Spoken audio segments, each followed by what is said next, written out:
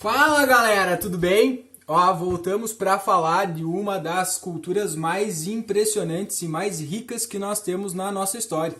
E uma das principais responsáveis pela base da formação da nossa sociedade hoje. Muito do que vivemos e muito do que temos, culturalmente convivemos aí enquanto sociedade hoje, vem então, devemos e é um legado de uma dessas culturas clássicas. Hoje vamos começar a falar então dos gregos antigos, que junto com os romanos formam a base da nossa sociedade. Esses dois povos, os gregos e os romanos, então, deram um passo importantíssimo e fundamental na formação da sociedade que nós temos hoje, principalmente a sociedade, aquilo que nós chamamos de sociedade ocidental.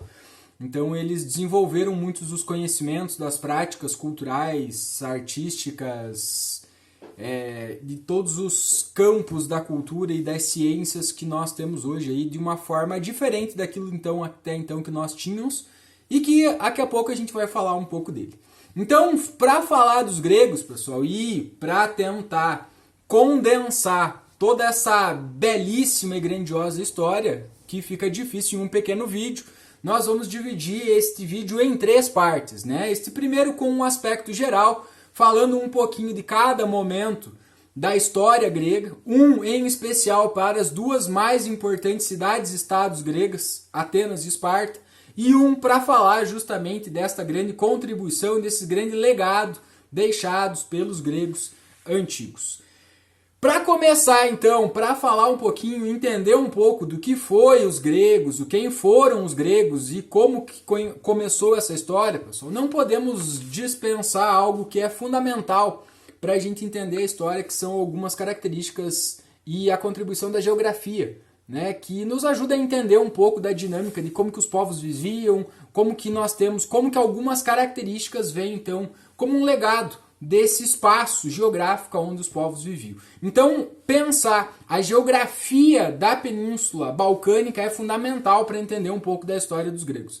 A Península Balcânica em si é uma pequena extensão no leste da Europa, formada com um território onde 80% dele é montanhoso e rochoso, com poucas condições para a agricultura, o que trouxe duas grandes características para os gregos. Primeiro, o fato de esse território ser muito rochoso não possibilitou muito a agricultura. Então eles sempre tiveram um grande problema de escassez de alimento.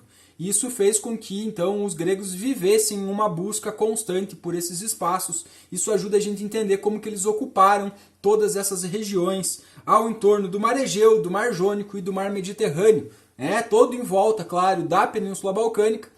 E a outra grande característica são as cidades-estados, que têm uma ligação direta com a condição geográfica. Então a distância entre as cidades, a dificuldade de contato entre as cidades fez com que elas acabassem se isolando e criando uma característica de autonomia própria por causa destas condições geográficas. Então a partir daí a gente consegue entender um pouquinho de algumas características já dos gregos. A história grega, pessoal, ela divide-se em 5 momentos. O período pré-homérico, o período homérico, o período arcaico, o período clássico e o período helenístico.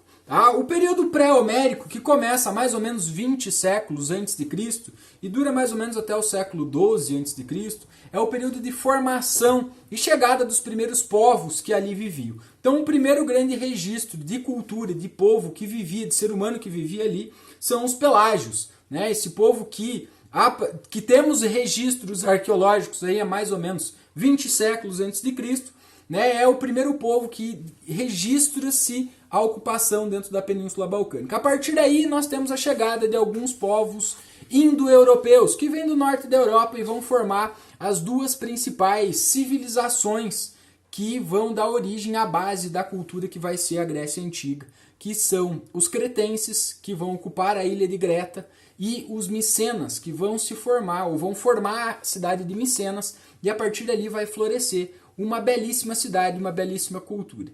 Que mais ou menos no século XIV, entre 1600 e 1400, essas 2 culturas fundem-se, acabam entrando em contato e acaba se dando origem então à cultura greto-micênica, que é a base da cultura grega. Além destas duas culturas que fundem-se, cria-se então a cultura greco-micênica, nós vamos ter a chegada de outros povos indo-europeus que vão contribuir para essa formação. Os aqueus, os eólios e os jônios, que vão trazer algumas características peculiares, né? Cada um o seu modo, o seu estilo de vida, um formato de sociedade, uma visão de mundo que vão contribuir para essa diversidade da formação e para a riqueza cultural, né, dos gregos. Então os jônios chegam aproximadamente em 1600 e vão ocupar, e vão formar, e vão ser a base da cidade de Atenas. Os eólios, um povo com uma característica pacífica, que vão chegar, né, à região aí, da Península Balcânica e vão se mesclar a outros povos. E os dórios, que é um povo que traz uma característica muito forte já com uma pegada, né, da guerra, né, a pegada já com conhecimento militar muito aprimorado, já utilizavam inclusive armas de metal, que vai fazer uma grande diferença, e vão ocupar a cidade de Esparta e vão, né, fundar, então, ou vão florescer a cidade de Esparta. Né? Então as duas grandes cidades gregas, os dois maiores exemplos e cidades mais poderosas que a Grécia teve foi justamente Atenas e Esparta, que, como vocês perceberam, se constituem com características bastante diferentes a partir deste momento. Tá? Então este período pré-homérico é um período de formação, da chegada basicamente desses 5 povos, aonde eles vão se misturar, vão se mesclar e vão dar origem então a uma base cultural. Tá? A partir do século XII, nós vamos viver então o período chamado período homérico, que possivelmente então seja aí o período em que viveu o grande poeta Homero, que escreveu a Ilíada e a Odisseia, que é uma obra, são 2 obras na verdade, importantíssimas para a história grega, né, onde nós da história tiramos boa parte de informações de como os gregos viviam. Então esses livros nos deixaram um legado absolutamente fantástico e rico do modo de vida, de uma parte da vida cotidiana dos gregos, possivelmente, através dos mitos, né? Mas por trás desses mitos, então, tem muitas informações de como esses povos viviam, de como que eles se relacionavam e tinham aí o seu cotidiano. Então, mais ou menos, dentro deste período, então nós vamos ter aí o período homérico, né? Que marca mais ou menos o século XII até o século VIII, que é um período aí em que essas civilizações greco-micênicas entraram em uma certa decadência, decaíram, acabaram se isolando ainda mais, né? E houve uma diminuição do crescimento populacional, aonde o povo, vivendo essa instabilidade, essa incerteza, acabaram se organizando em pequenas comunidades voltadas para núcleos familiares com antepassado em comum, que eram as genos. Né? Então as famílias reuniam-se em grupos e passavam a viver em torno desses pequenos grupos com antepassado em comum, né? E organizado então pelo Basileus, né? Que é o patriarca, o sujeito mais velho, com mais conhecimento, mais experiência, então dava as ordens. E essas comunidades viviam de uma economia completamente de subsistência e de forma de autossubsistência e de autossuficiente. Essas comunidades, né, com o passar do tempo, foram crescendo, foram se modificando ao longo de um período relativamente longo, porque esse período marca do século XII até o século VIII, então são aí aproximadamente 500 anos, aonde essas comunidades foram passando por algumas transformações e foram foram se modificando e houve um crescimento demográfico, tá? E esse crescimento demográfico acabou então sendo fundamental, que foi a origem das cidades-estados gregas. Essas pequenas genos foram crescendo, foram se fortificando e foram dando origem, então, às famosas cidades-estados. Né? Este momento do período homérico também é um momento em que marca um grande momento da história grega, que é o momento da diáspora grega. Né? O segundo momento, na verdade, da diáspora grega. O primeiro momento acontece com a chegada dos dórios, então quando eles chegam já com conceito militar, utilizando essa violência, as armas de metal, eles acabam provocando a fuga de muitos povos ali da Península Balcânica para aquelas ilhas do Mar Egeu, aonde vão fundar-se novas colônias, novas pequenas cidades gregas. Né? Então acontece a primeira diáspora. A segunda acontece justamente neste momento da formação das cidades-estados, aonde há um crescimento populacional, e esse crescimento populacional vai fazer com que haja a exigência de mais territórios porque começa a ficar escassa a comida. Então eles precisam ir buscar lugares para plantar, lugares que forneçam alimentos para essas pessoas sobreviver. Então eles acabam deixando essas terras, essas pequenas cidades e fundando novas colônias em torno da Península Balcânica, o que vai fazer com que as cidades e a ocupação grega em torno aí da Península Balcânica aumente significativamente. E aí nós temos o início do período o período arcaico, né, da sociedade grega, que é o período do século VIII, aí aproximadamente até o século V. Então aí este é o período de grandes transformações nesse momento. Aquela desintegração daquelas pequenas comunidades gentílicas, daquelas pequenas genos, e começa a se dar origem então às grandes cidades-estados gregas, as famosas polis gregas, né? E aí um pequeno macete para vocês que estão assistindo aí decorar, né? Toda polis é uma cidade-estado, mas nem toda cidade-estado é uma polis. Então os únicos que tiveram polis foram os gregos. Então toda vez que vocês ouvirem falar de polis, façam referência à história da Grécia Antiga, né? A partir desse contexto. Então, por causa da dificuldade geográfica, né, e das condições em que surgiram essas cidades, as cidades vão criar então uma plena autonomia política, social, econômica, mas vão ter uma forte ligação cultural, mesma língua e basicamente as mesmas práticas religiosas, né, entre essas cidades-estados a partir deste momento. Tá? Então este é o período em que vai florescer algumas das principais práticas, né, culturais que nós temos aí ao longo da Grécia Antiga, com as polis gregas, né, e os dois maiores exemplos que a gente vai ver num outro momento é a cidade de Esparta e de Atenas. Tá? O período clássico grego, né, que marca do século V ao século IV a.C., então é marcado basicamente pelo período das guerras, em que os gregos vão acabar se enfrentando, né? Então nesse momento desperta-se, né, ou desponta-se a cidade de Atenas e Esparta como as duas principais cidades gregas nesse momento, né? Uma das maiores forças militares terrestres que era Esparta, uma sociedade militar hierarquizada, né, toda voltada para concentração, né, dentro daquele modelo de governo diárquico, né, da Jerusa, né, das instituições onde os soldados eram treinados, né, a obedecer de forma muito plena, e por outro lado a cidade de Atenas, que formou-se como uma grande economia marítima e que floresceu graças à democracia, né, e todas as assembleias com a participação popular nas decisões, né, o florescimento do conceito da democracia e da valorização, da formação do sujeito para o debate público, para discutir os problemas da cidade. Então, nesse momento, né, a Grécia acaba se desenvolvendo e apresentando um grande crescimento econômico nesse momento. Então, a partir do século V, pessoal, nós temos o maior período o esplendor grego, né, o período de maior desenvolvimento cultural, econômico, político, e aí esse despertar dessas duas grandes cidades que vão ser os dois grandes exemplos disso. Então, dois momentos marcam de forma muito forte este momento. As guerras médicas, né, onde os persas, no seu processo de expansão, e lembrem que os persas vão ser o maior império da antiguidade, no seu processo de expansão, Dário, Cambises, Ciro, né, no seu processo de expansão, vão acabar esbarrando então com as cidades gregas. Num primeiro momento, vão dominar a cidade de Mileto, e vão facilmente derrotar essa cidade grega.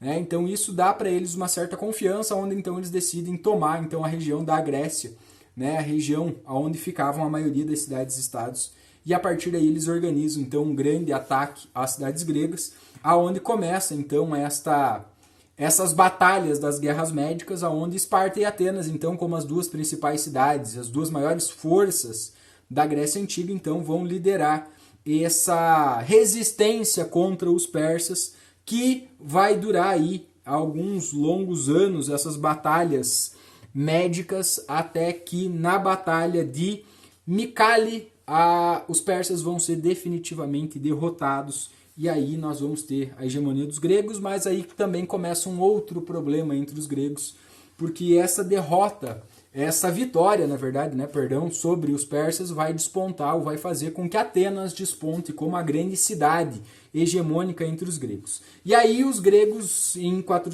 os atenienses em 478, decidem então formar, tentando se prevenir de um novo ataque, de um novo possível inimigo tentando dominar sua região e suas cidades, formar então a Liga de Delos, aonde as cidades-estados, aí aproximadamente 150 cidades, fariam contribuições permanentes de soldados, alimentos, dinheiro, tá, para a formação de uma liga que agiria na defesa de um possível novo ataque. É escolhido a ilha de Delos como o centro administrativo desta liga, por causa de um templo do Apolo, e a Atenas, como transforma-se em hegemônica, passa a exercer uma grande influência sobre as cidades membros a partir daí. Então, aproximadamente 150 cidades faziam essa contribuição permanente, só que Atenas começa a se impor como cidade-estado por causa da sua força, da sua hegemonia, e com o passar do tempo ela passa a obrigar, exigir esses pagamentos de tributos das cidades-estados confederadas. Né? Em 454, Atenas pega o tesouro, né, que estava concentrado na ilha de Delos e usa para reformar a cidade de Atenas, que havia sido destruída pelos próprios persas nesse momento. Isso acaba trazendo um grande descontentamento entre as cidades, que já vinham um pouco chateadas, mas sem poder ter grande força contra Atenas, que as obrigava a fazer essas contribuições e aceitar por imposição. Então isso começa a aumentar esse descontentamento. E aí, neste momento, os atenienses começam a perder o controle da Liga de Delos, e as cidades de Tebas, Megara, Corinto e em especial a cidade de Esparta, então se desligam da Liga de Delos e formam então a Liga do Peloponeso, para tentar fazer frente aos atenienses neste momento. E aí esta disputa entre as cidades vai acabar levando então à famosa Guerra do Peloponeso, aonde respectivamente de um lado Atenas vai representar a Liga de Delos, de outro Esparta sendo grande força da Liga do Peloponeso, e durante 27 anos as cidades vão guerrear, com pequenos períodos de paz entre eles, né? Mas essas cidades vão acabar se enfrentando, os próprios irmãos literalmente gregos vão acabar se enfrentando, e em 405 Atenas é derrotada pelos espartanos e perde a hegemonia para Esparta a partir daí. Né? Então Atenas vai ter que devolver esses tesouros, vai ser obrigado a dissolver a Liga de Delos e, além disso, destruir a muralha que protegia Atenas, e além ainda entregar a sua frota marítima para os espartanos. Então Esparta passa a ser a cidade hegemônica, mas por bem pouco tempo.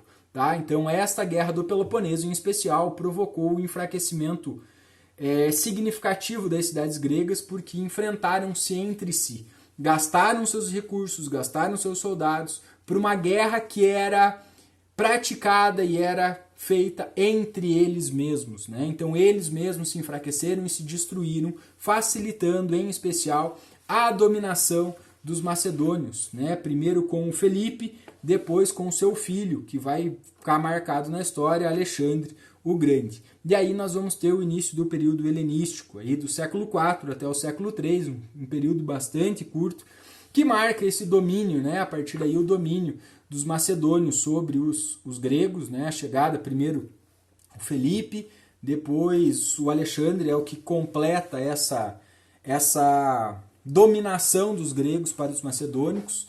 E também algo que marca esse momento é justamente a disseminação da cultura grega, já que o Alexandre era um apaixonado pela cultura helenística, foi aluno de Aristóteles, foi formado dentro da cultura e da educação grega, então ele era um apaixonado, preservou muito da cultura grega e também disseminou em todo o seu império a cultura grega, a língua grega e muitos dos elementos da ciência desenvolvidos pelos gregos.